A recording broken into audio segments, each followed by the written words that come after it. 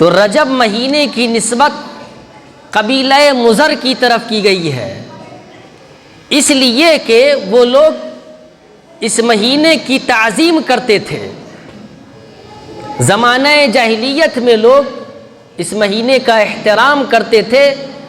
اور اس مہینے میں بتوں کے نام پر جانور ذبح کرتے تھے اور اس رسم کو عتیرہ کا نام دیا کرتے تھے۔ لیکن مذہب اسلام نے بھی اس مہینے کے ادب و احترام کا لحاظ رکھا، لیکن اس مہینے میں جو پایا جانے والا رسم ہے عتیرہ، اس کو حرام قرار دیا۔ آپ صلی اللہ علیہ وسلم نے بیان فرمایا لا فرع ولا عتیرہ، اسلام میں نہ فرع ہے اور نہ عتیرہ ہے۔ فرع سے مراد، فرع کا مطلب ہے کہ اونٹ، گائے اور بکری کا وہ پہلا بچہ جس کو زمانہ جاہلیت میں لوگ بتوں کے نام پر ذبح کرتے تھے، اور عتیرہ سے مراد وہ جانور ہے جسے لوگ زمانہ جاہلیت میں رجب کے مہینے میں جانور ذبح کرتے تھے۔ تو اس حدیث سے ایک یہ بھی پتہ چلا کہ غیر اللہ کے نام پر، یعنی اللہ کے علاوہ دوسروں کے نام پر، اولیاء کے نام پر، بزرگان دین کے نام پر، انبیاء کرام کے نام پر، یا جس کی وہ پرستش کرتے ہوں اس کے نام پر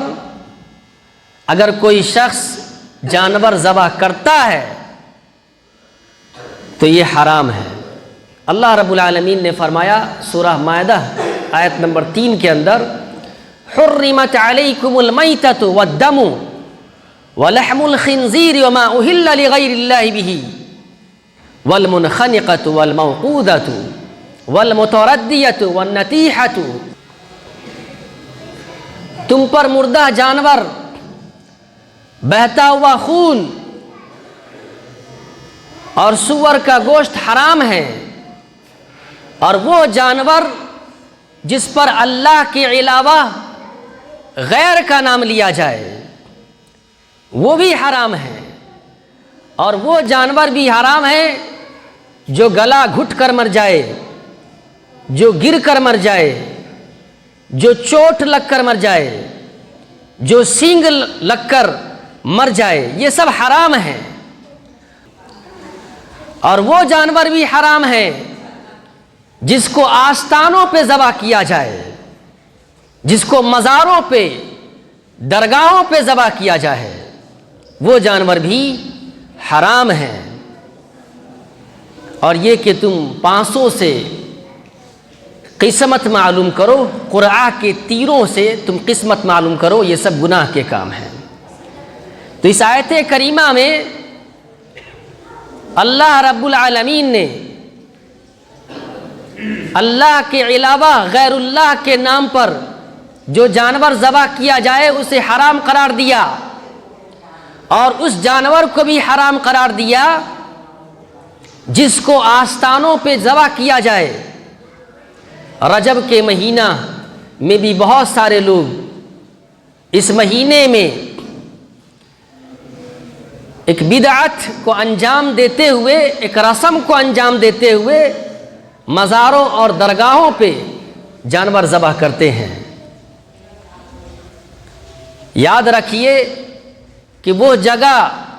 جہاں پر شرک کیا جاتا ہو، جہاں پر غیر اللہ کی پوجا پاٹ ہوتی ہو، وہ جگہ جہاں پر لوگ اللہ کے علاوہ غیر اللہ کو سجدہ کرتے ہوں، جہاں پر غیروں سے دعائیں مانگی جاتی ہوں، جہاں پر اللہ کے علاوہ غیر اللہ کو رکوع کیا جاتا ہو، جہاں پر اللہ کے علاوہ غیروں کی عبادت ہوتی ہو، اس جگہ پر بھی جانور ذبح نہیں کر سکتے۔ اللہ کے علاوہ غیر اللہ کے نام پر بھی جانور ذبح نہیں کر سکتے، اور ایسی جگہوں پر بھی ذبح نہیں کر سکتے جہاں پر اللہ کے علاوہ غیر اللہ کی عبادت ہوتی ہو۔ حضرت ثابت بن ضحاک رضی اللہ عنہ بیان کرتے ہیں کہ رسول اکرم صلی اللہ علیہ وسلم کے پاس ایک شخص آیا جس نے بوانا کے مقام پر اونٹ ذبح کرنے کی نظر مانی تھی، اور اس نے پوچھا آپ صلی اللہ علیہ وسلم سے کہ کیا میں اپنی نظر پوری کر لوں؟ تو آپ صلی اللہ علیہ وسلم نے اس سے تحقیق کی، اس سے پوچھا هل كان فيها وثن من اوثان الجاہلیت یعبد، کیا وہاں جاہلیت کے بتوں میں سے کسی بت کی پوجا کی جاتی تھی اس جگہ پر؟ تو اس شخص نے کہا کہ نہیں۔ آپ صلی اللہ علیہ وسلم نے فرمایا هل كان فيها عید من اعیادهم، کیا وہ لوگ وہاں کوئی عرس، میلہ یا جشن وغیرہ منایا کرتے تھے؟ تو اس نے کہا کہ نہیں۔ تو آپ صلی اللہ علیہ وسلم نے بیان فرمایا اوفی بنذریک، تب تم اپنی نظر کو پوری کر لو، کیونکہ اللہ کی معصیت میں کوئی نظر پوری نہیں کی جا سکتی، اور نہیں ایسی نظر جس نظر کو پوری کرنے کا انسان طاقت نہیں رکھتا ہو۔ اس حدیث سے پتہ یہ چلا کہ وہ جگہ جہاں عرس لگتا ہو، جہاں میلہ ٹھیلا لگتا ہو،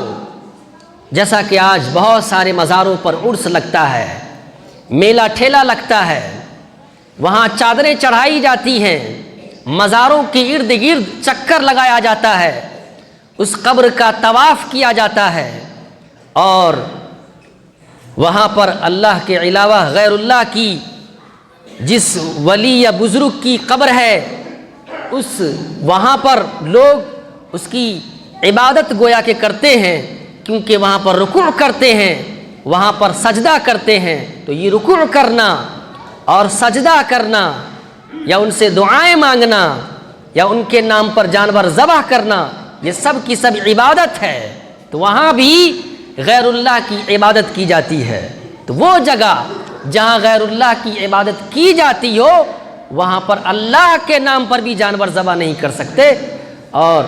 جہاں پر غیر اللہ کی عبادت تو نہیں کی جاتی ہے لیکن وہاں پر اللہ کے علاوہ غیر اللہ کے نام پر جانور ذبح نہیں کر سکتے۔